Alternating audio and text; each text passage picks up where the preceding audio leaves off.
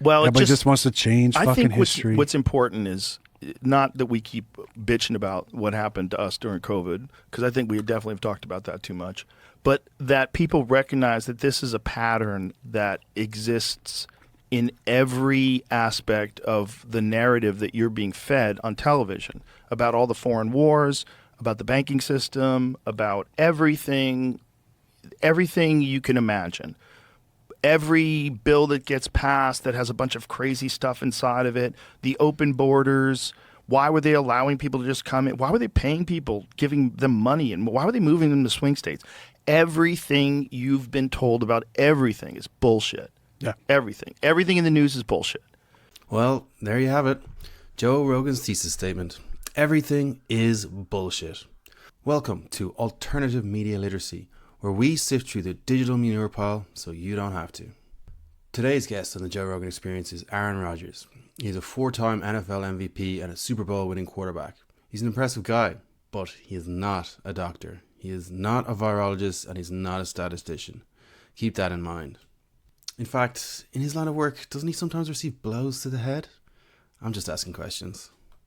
But today, we are going on a journey. A journey where everything is a lie and the only truth can be found in a podcast studio. That opening salvo is key to everything that follows. It's not just cynicism, it's a tactical deployment of nihilism. If you can be convinced that everything is a lie, then your mind becomes a fertile field for any seed of misinformation. The argument is simple. They lied about COVID, so they are lying about the banking system. They're lying about the foreign wars, and they're lying about immigration. It is a rhetorical bulldozer that flattens all nuance. It suggests that the complexity of geopolitics is just as fabricated as any other so-called institutional narrative.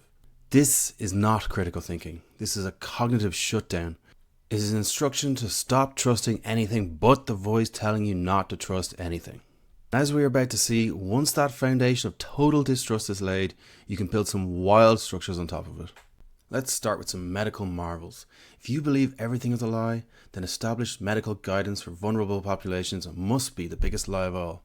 Here is Joe Rogan comparing the COVID vaccine for pregnant women to eating bad sushi. He then elevates it to experimental gene editing. While you're breastfeeding, you know? Yeah. You're not even supposed to eat sushi while you're pregnant because you could get some sort of a parasite. And yet you're going to take pregnant women and dose them up with this experimental vaccine, air quote vaccine, experimental medication, is gene editing. They changed the definition. Of vaccine. Yeah. But there was no studies on whether or not women were getting damaged. No studies. No studies. He says it 3 times for emphasis. This is spectacularly false. Multiple large-scale studies confirm the safety of mRNA vaccines during pregnancy. The CDC and WHO actively monitored this, but the real poison here is the phrase gene editing. It is designed to terrify. mRNA vaccines do not edit your genes. They do not enter the cell's nucleus where your DNA is stored. They show your cells a blueprint to recognize a threat, and then the blueprint degrades. Calling it gene editing is like calling a recipe book a surgical manual. It is a deliberate and dangerous misrepresentation of the science. And the tired claim that they changed the definition of a vaccine is another zombie talking point. It just won't die.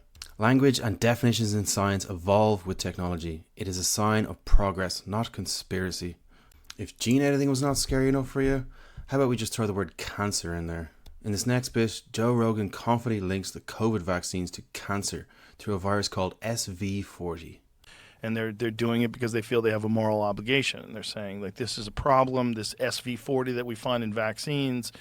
Simian virus 440 is known to cause cancer. And they found traces of it in the COVID-19 vaccine.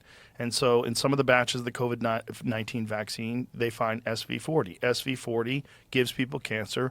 Boom in cancer, no connection. Isn't it ripe, too, that AstraZeneca is making a cancer vaccine? Boom in cancer, no connection, he says sarcastically.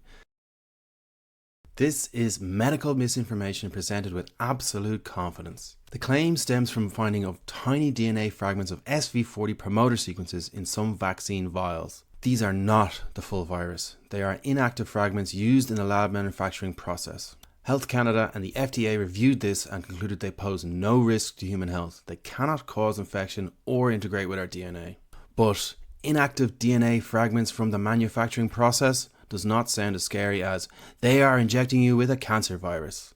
And notice how Aaron Rodgers immediately chimes in with a non sequitur about AstraZeneca making a cancer vaccine. This is a classic conspiracy technique. Connect unrelated facts to create a sinister looking pattern.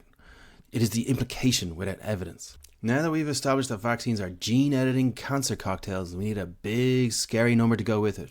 And Joe Rogan has one.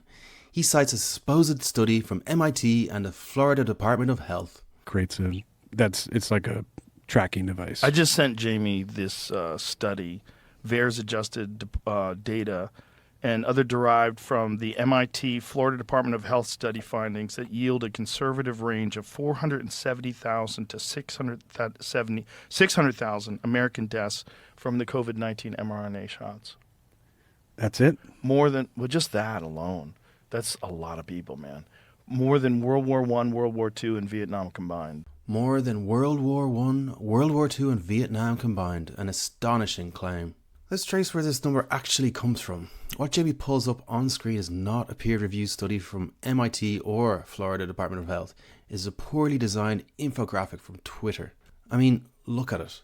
A social media graphic with clip art skulls and alarmist fonts that any teenager could make in 5 minutes. But Rogan presents this as an authoritative research from MIT and the Florida Department of Health. Here's what actually happened. There is a legitimate study comparing Pfizer and Moderna recipients in Florida. It found Pfizer recipients had slightly higher mortality rates than Moderna recipients. The study makes no claim of 470,000 deaths. The number comes from Steve Kirsch, a tech entrepreneur who took this study and extrapolated his own son-supported death toll. The FDA has repeatedly rejected Kirsch's methodology as improper. Steve Kirsch is known for pushing this kind of misinformation.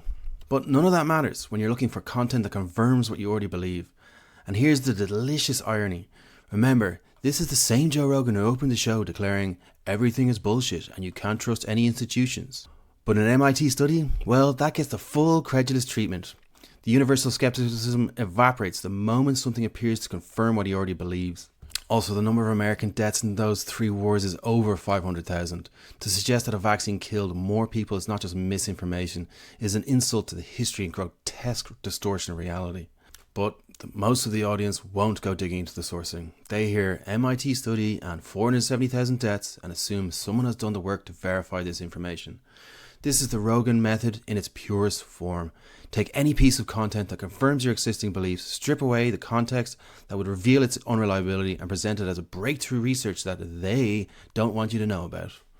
So, if the official medicine is killing everyone, what is the secret cure they are hiding from you? You guessed it, it's the same stuff they were pushing 3 years ago. Thankfully, Dr. Rodgers has been in the weeds doing his own research. Vaccines and cancer. And that's what I've been actually diving deep into the last about year, because I've had a number of people in my life get cancer. And you've had a lot of people on the show who've talked about, SV40. Yeah. Yeah. But also the remedies they've been using. I mean, you had Mel Gibson on here talking about Fenben and ivermectin. Yeah. And that's what I've been in the weeds, learning about the last year. So it's really fascinating. Such a disservice to humankind by demonizing ivermectin in order to push vaccines. Because in so many sheep and so many dullards and so many people that are just boomers that believe everything that's in the news, ivermectin is a fool's medication. Yes, the quarterback has been in the weeds on ivermectin and fenbendazole. Fenbendazole is a dog dewormer. Ivermectin is an anti-parasitic. While some very early lab studies have explored their properties, there is no robust clinical evidence that they are effective cancer treatments in humans. Promoting them as such is incredibly dangerous. It preys on the desperation of cancer patients and their families. And the framing is always the same. It is a disservice to humankind that these cheap drugs were demonized. The narrative is that Big Pharma cannot profit from them, so they suppress them. But wait, let's think about this for a second. The global cancer market is worth over $200 billion annually. If these drugs actually worked against cancer, pharmaceutical companies would make absolute massive profits. Even selling a generic drug at the fraction of the current cancer treatment cost would generate billions in revenue from the sheer volume of cancer patients worldwide. The idea that Big Pharma would suppress effective cancer treatments is economically absurd. They would be racing to monetize them, not hide them. The medical misinformation tour would not be complete without a stop at the greatest hits. I'm talking about the classics, the vintage stuff. Here they're talking about vaccines linking to autism by using the Amish community, and they're suggesting SIDS is just a cover story. Amish. Like there's been a few studies, but Right. why do the Amish, live longer lives, they're healthier, they don't have any SIDS, No autism either. no autism. Yeah, that's the SIDS thing's the scariest one, because there's people saying that what SIDS is these children dying from vaccines, and that your kid just died suddenly. Well, who knows what happened? Well, did anything happen before that? Did you maybe inject them with a bunch of chemicals? No autism. This is the ghost of Andrew Wakefield speaking through a comedian and a quarterback. The Amish myth is a cornerstone of the anti-vaccine movement, and it is false. First, many Amish do vaccinate. Second, studies have found cases of autism in the Amish community. They may be underdiagnosed due to culture factors, but they do exist. Then Rogan pivots to SIDS. He's suggesting that sudden infant death syndrome is a conspiracy to cover up vaccine deaths. It is monstrous. He's taken a tragedy that parents often blame themselves for and twist it into a weapon against public health. It is fear-mongering of the highest and most cynical order. Inject them with a bunch of chemicals. That is how he describes a medical intervention that has saved millions of lives. But wait, didn't they mention studies? What studies would these credulous fools actually put weight in? Decades of rigorous research involving millions of children showing vaccines are safe? Nah, that's all corrupt. How about an anecdotal observation about an insular religious community? Yeah, that's totally reliable, totally trustworthy. They've created a world where any evidence that contradicts their beliefs is automatically suspicious, while any evidence that supports their beliefs, no matter how flimsy, becomes gospel truth. To cap off our medical section, we have to go back in time, because if you want to discredit today's vaccines, you have to rewrite the history of yesterday's. Here they are promoting conspiracy theory that polio was never a virus. It was just DDT poisoning. You Vitamin fucking C. hippie. Jesus Christ. The really crazy thing from the Suzanne Humphreys book that got me was the connection between DDT and polio. Yep. What we call polio. How about how they changed, just like the vax, they Yep. changed the definition of polio. Right. Once the vaccine was introduced, they completely changed the definition of polio to show this immense drop look off at of this. polio. It doesn't Yeah. exist anymore. It's like, This is a top-tier conspiracy theory. It requires you to believe that one of the most terrifying diseases of the 20th century was not real. Polio is caused by the polio virus. We have isolated it. We have sequenced its genome. The idea that it was DDT poisoning is nonsense. The timelines don't even match up. Polio epidemics existed long before widespread DDT use, and polio was eliminated in countries that never used DDT. The claim that they changed the definition is another distortion. Diagnostic criteria of polio was refined over time for better accuracy. This is standard medical practice. It was not a conspiracy to make the vaccine look good. The vaccine looked good because it worked. It stopped children from being paralyzed. These two fucking guys. Let's move from medicine to money. The everything is a lie framework needs a villain, a shadowy group pulling the strings. According to Aaron Rodgers, it is just a few big investment firms that literally own everything. That's Yeah, the problem. It's not what he's wrong about. That's the problem. he opened my eyes to the what does he call it? The mega corporation that owns everything. He went through like all the different brands and the fact that it's basically Vanguard, State Street, and BlackRock that own Yeah. everything, and then they own each other. And he's got stuff on his website that shows if you're looking for a brand, who the parent company is, who owns that company, and it all comes back to basically this conglomerate of BlackRock, State Street, Vanguard, J.P. Morgan, and Fidelity, I think, or they're kind of the main 4 or 5 there. Whatever happened to breaking up monopolies? This is a massive oversimplification of how asset management and index funds work.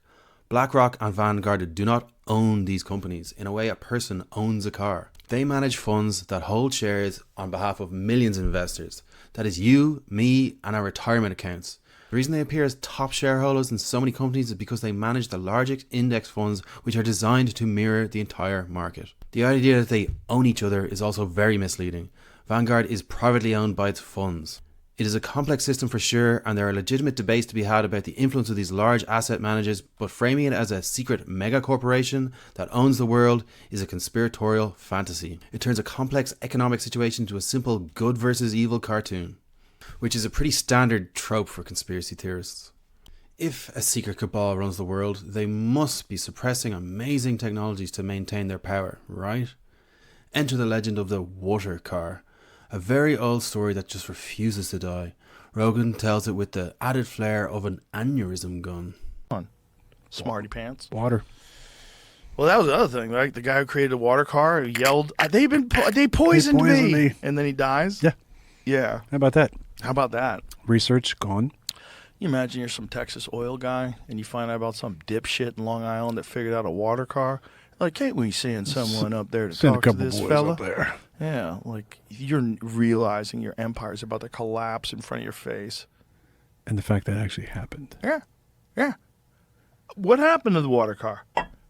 Apparently you could drive across the whole country on a tank or something. Where's the trash car? Like from Back to the Future. Right, that's what we need. Why can't we put trash in the old... Right, You the know, old at the compactor, top, yeah. the nuclear fucking Use that engine. as energy, huh? What are that water car guy? What was the official cause of death? Aneurysm. Stanley Meyer is his name. Yeah, they got him with the old aneurysm gun. The aneurysm gun. Fantastic. This refers to Stanley Meyer and his water fuel cell. Meyer was a convicted fraud, and his claims violated the basic laws of thermodynamics. You cannot get more energy out of splitting water into hydrogen and oxygen than you put in. If you could, it would be perpetual motion, which I don't need to tell you is impossible. Meyer died of a cerebral aneurysm. His family's belief that he was poisoned is tragic, but that is not evidence of a conspiracy by big Texas oil guys and with sci-fi weapons. This story persists because it is romantic. The lone genius crushed by the system. It is a much more appealing narrative than a guy made impossible claims and then sadly died of natural causes. Now we get to some truly dark stuff. What happens when a conspiracy theorist that you like says something indefensible? Do you reckon with it? Or do you invent a new conspiracy to explain the old one? Here is Rogan speculating that Alex Jones was actually a victim in the Sandy Hook story. And they just want Sandy Hook and Sandy Hook. No one even knows who did Sandy Hook. You ask the average person Sandy Hook that connected to Alex Jones. Yeah. They don't even know the guy who was the actual murderer. And here's my question. How does one get bad information about that? And how much of that bad information is fed to a guy like him so that he repeats it, so that you could trap him, and then you accuse him of it? This is some serious moral and intellectual gymnastics. Alex Jones spent years tormenting the parents of murdered children. He was not fed bad information. He created and amplified it, and he profited from it. The idea that he's some unwitting pawn in a deep state plot to discredit him is an abdication of all personal responsibility. It reframes the perpetrator as a victim. It is a conspiracy inception, a lie designed to protect another lie. This is not just asking questions. This is building a fantasy narrative to avoid the ugly truth that someone he considers a friend did something so monstrous for fame and profit. Finally, we arrive at the intersection of conspiracy and current events. The assassination attempt on Donald Trump was a shocking and serious moment for most people. For Aaron Rodgers and Joe Rogan, it was an opportunity to talk about the government mind control. At 20 years old. So what is it? Is it How'd a you get in that continuance? BlackRock commercial, Billy? Is it a continuance of the MK Ultra stuff? Yeah, for sure. I would think. I don't know. I'm talking on my ass. But if I had a guess, I think you can do that. I think, listen, for all the conversations that I've had with people that are mind control experts, including earlier this week, Rebecca Lemov, I think not only have they tried to do that since the 1950s, but they've successfully done it to certain people, certain individuals. They've successfully manipulated people. I think they did it with the Manson family. And I don't think that stuff just ends. Okay. MK Ultra was a real and illegal CIA program, and it was largely a failure. The idea that it evolved into a perfect Manchurian candidate program that can be deployed at will is pure fiction. Connecting it to a major political assassination attempt without a shred of proof is wildly irresponsible. It transforms a violent act by a troubled individual into a shadowy plot by an omnipotent deep state. But you should be used to this kind of rhetoric from Rogan by now. This is how political violence gets rationalized and romanticized. It is no longer a crime, it is a move on a chessboard that only they can see. So there you have it. The common thread is the initial premise we heard at the start. Everything is bullshit. But Joe Rogan is not the skeptical truth seeker he pretends to be. He's a credulous fool who claims he doesn't believe in anything while believing any old bullshit he reads on Twitter. He demonizes institutions as corrupt propaganda machines. then turns around and uses their names to legitimize his nonsense the moment it suits him. MIT is part of the lying establishment until an MIT study confirms what he wants to hear. Medical journals are pharma shills until they publish something that can be twisted to support his narrative. Once you accept that everything is bullshit, any explanation becomes plausible. The more sinister, the better. It is a worldview that offers the comfort of certainty in a confusing world. It is easier to believe in an all-powerful cabal than to accept that sometimes things are just complicated, or random, or that bad things happen for mundane reasons. But it is also a deeply cynical and unhappy worldview that assumes the absolute worst of his fellow man. Every doctor is a shill. Every researcher is bought. Every public health official is part of a murderous conspiracy. It is a paranoid framework that sees malice where there is often just human fallibility, and conspiracy where there is usually just incompetence. This is not a search for truth. It is a flight from it.